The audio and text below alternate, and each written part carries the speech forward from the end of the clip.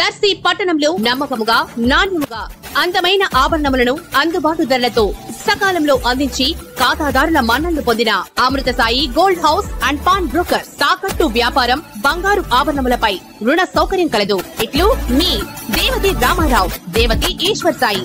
Amrutha Sai gold house and pawn broker, గడియార స్తంభం వద్ద కురిచేడు రోడ్, దర్శి.